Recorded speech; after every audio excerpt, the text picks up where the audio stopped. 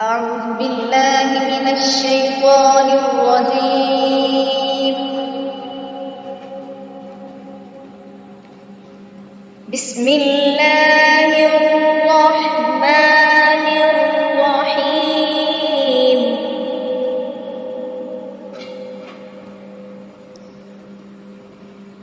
إذا زلزلت الأرض زلزالها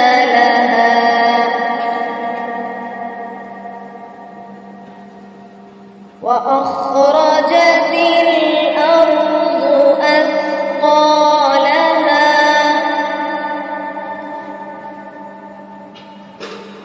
وقال الإنسان ما لها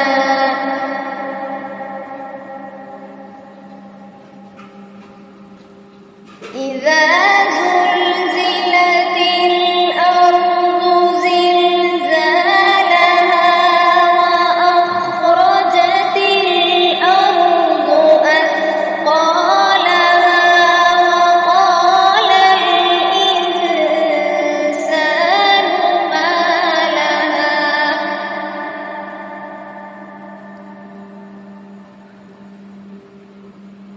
يومئذ تحدث أخبارها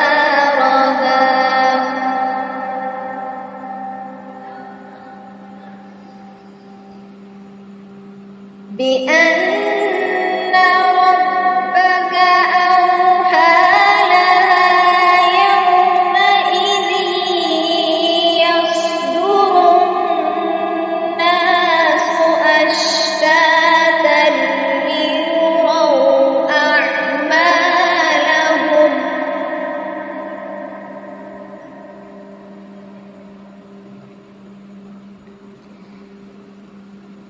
فمن يعمل مثقال ذرة خيرا يره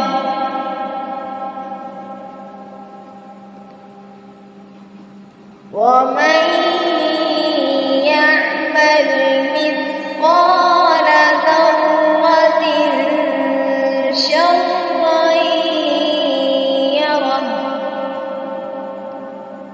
صدق الله العظيم.